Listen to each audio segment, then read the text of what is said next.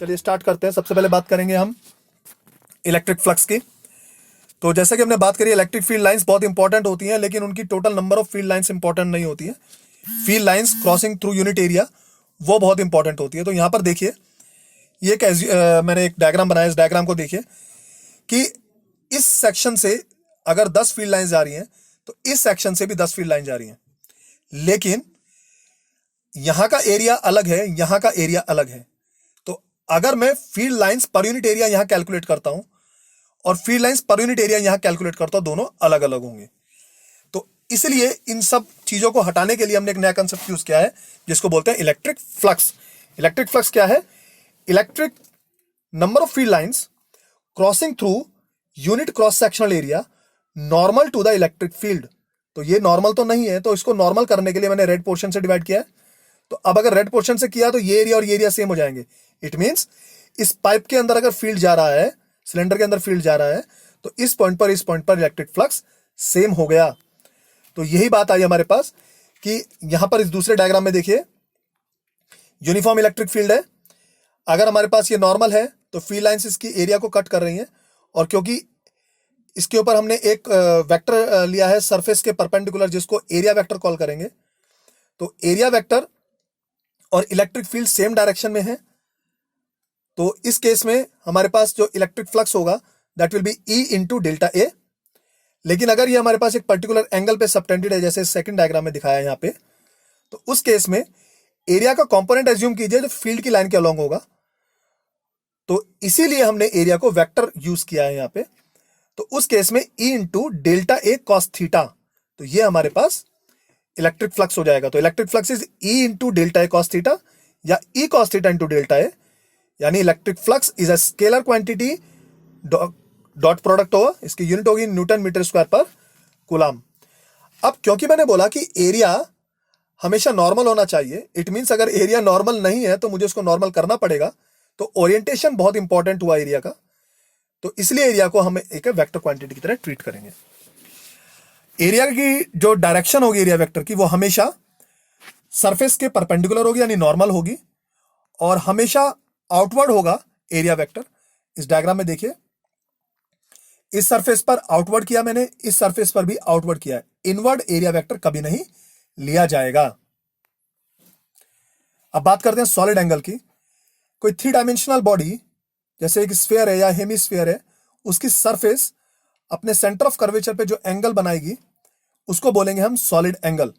यहां पर देखिए, ये हमारे पास एक बॉडी है, इस बॉडी ने अपने सेंटर ऑफ कर्वेचर पे कितना एंगल बनाया है ओ पर, ये होगा हमारे पास सॉलिड एंगल। तो अगर ये सरफेस है तो तब देखिए यहाँ पे ये हमारे पास सॉलिड एंगल हो जाएगा।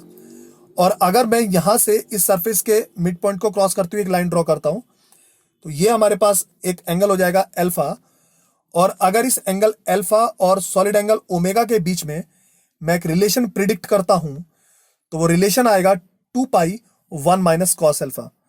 ओमेगा सॉलिड एंगल को रिप्रेजेंट करने का कंसेप्ट है, और अल्फा जो है हमारे पास कोन का हाफ एंगल हुआ।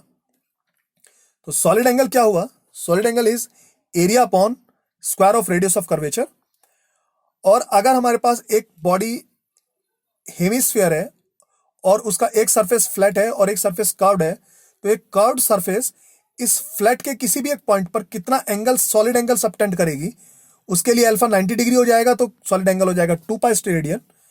और किसी भी कंप्लीट बॉडी के लिए उसके अंदर किसी भी पॉइंट पर अगर हमें सॉलिड एंगल निकालना है, वो हमेशा हो जाएगा 4 पाई स्टेरेडियन। ओके, सॉलिड एंगल एक डायमेंशनलेस क्वांटिटी है, लेकिन इसकी अपनी यूनिट होती है जिसको हम स्टेरेडियन कॉल करते हैं। एक नया सिस्टम हम इंट्रोड्यूस करते हैं इलेक्ट्रिक फील्ड में, जिसको बोलते हैं इलेक्ट्रिक डाइपोल।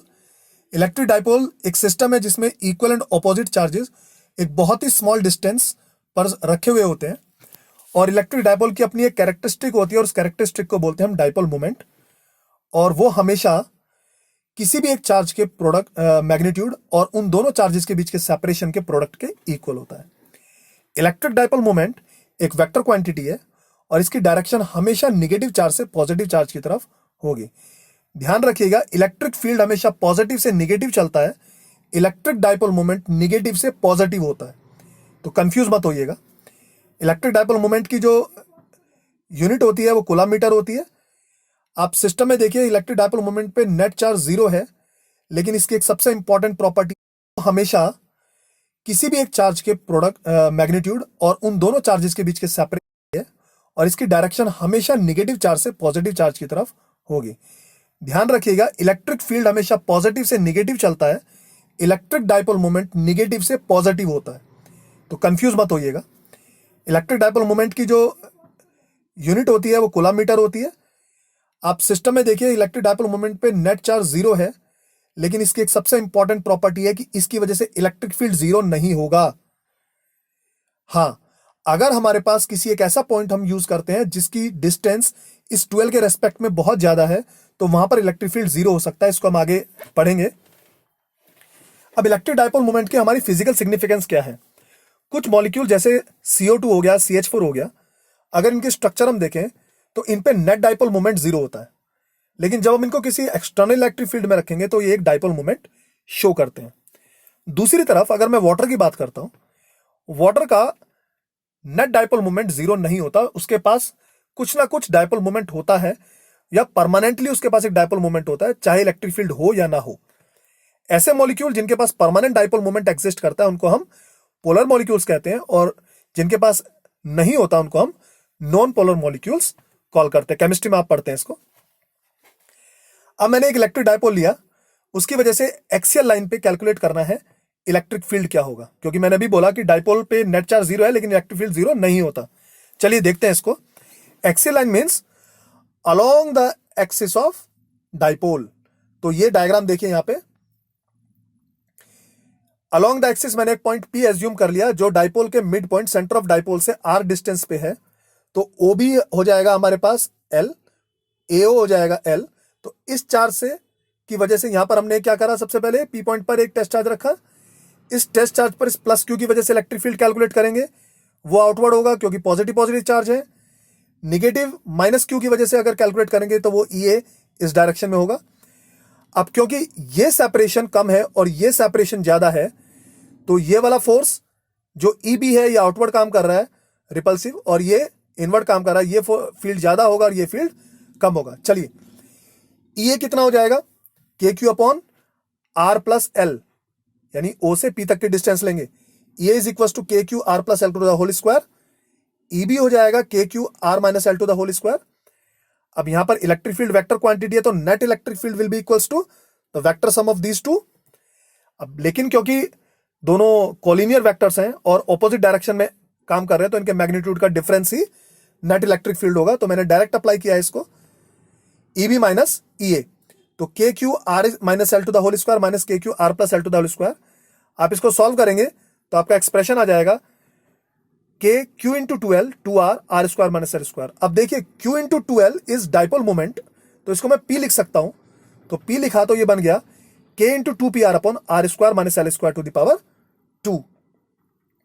अब अगर ये पॉइंट P जिसकी डिस्टेंस R है as compare to the length of dipole बहुत ही ज्यादा है, तो मैं इस L को इग्नोर कर सकता हूं, और अगर L को इग्नोर करते हैं तो एक्सप्रेशन बन जाएगा 2kPr अपॉन R की पावर 4, R से R कैंसिल हो जाएगा। तो electric field at a point P due to dipole is always equals to 2kP upon R cube. बहुत इंपॉर्टेंट चीज देखिए यहां पे, डायपोल की वजह से electric field 1 upon R cube पे डिपेंड करता है, टेस्ट पॉइंट चार्ज की वजह से electric field 1 upon R square पे डिपेंड करता है। दूसरे केस में लेते हैं, अगर हमारे पास ये डायपोल है और डायपोल के मिड पॉइंट पर परपेंडिकुलर डायरेक्शन में अगर हमें किसी पॉइंट पर फील्ड कैलकुलेट करना है, तो उस लाइन को इक्वेटोरियल लाइन बोलते हैं। अब इक्वेटोरियल लाइन पे मैंने एक पॉइंट P एज्यूम कर लिया, और इस पॉइंट P पर मैंने एक टेस्ट चार्ज रखा Q नॉट। अब देखिए माइनस Q की वजह से इस Q नॉट पर इलेक्ट्रिक फील्ड EA डाउनवर्ड काम करेगा, और इसकी वजह से इलेक्ट्रिक फील्ड आउटवर्ड EB काम करेगा। Electric field is a vector quantity, तो इस पॉइंट पर हमने क्या लगाया, प्रिंसिपल ऑफ सुपरपोजिशन, तो पैरेललोग्राम लॉ लग गया। तो इसको सॉल्व करने के लिए दो तरीके हैं, तो आप पैरेललोग्राम लॉ लगाइए, या फिर मैंने इसको थोड़ा यहां पे आपको दिखाने की कोशिश की है। देखिए यहां पे इस EB के दो कंपोनेंट हो जाएंगे, EB sine theta and EB cos theta, और इस EA के भी दो कंपोनेंट हो जाएंगे, EA sine theta and EA cos theta, क्योंकि एंगल सेम है और क्योंकि ये डिस्टेंस सेम है और चार्ज भी सेम है, तो EA और EB दोनों का मैग्नीट्यूड सेम होगा, तो ये कंपोनेंट EB sin थीटा और EA sin थीटा आपस में एक दूसरे को बैलेंस कर देंगे, तो नेट इलेक्ट्रिक फील्ड इस डायरेक्शन में 0 हो जाएगा। तो इफेक्टिव इलेक्ट्रिक फील्ड होगा EB cos theta plus EA cos theta. चलिए देखते हैं हमने इसको कैसे सॉल्व किया। EA और EB दोनों मैग्नीट्यूड में सेम है, लेकिन दोनों की डायरेक्शन अलग है। तो net electric field will be equals to EA cos theta plus EB cos theta. Solve किया मैंने इसको, सॉल्व करने के बाद मेरे पास एक्सप्रेशन आया KP upon R cube. R cube कब लेंगे? अगर ये R इस L के रेस्पेक्ट में बहुत ज्यादा है तो हम L को नेग्लेक्ट कर देंगे, तो ये हमारे पास KP अपॉन R क्यूब आ जाएगा।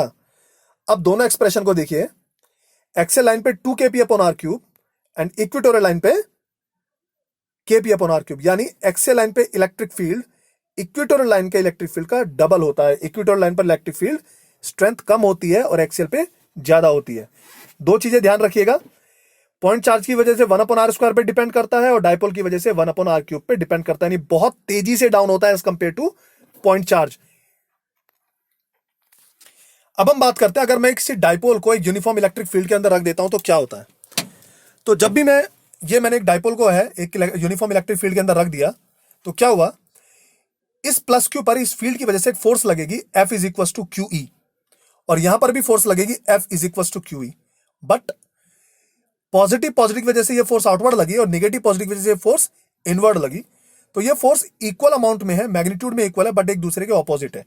तो याद कीजिए, इसने एक कपल ऑफ फोर्स जनरेट किया और इस कपल ऑफ फोर्स की वजह से ये डायपोल घूमने लगेगा इस तरीके से, और डायपोल अगर ये ऐसे घूमेगा तो उस वजह से क्या होगा, इसके अंदर एक रोटेशन जनरेट होगा।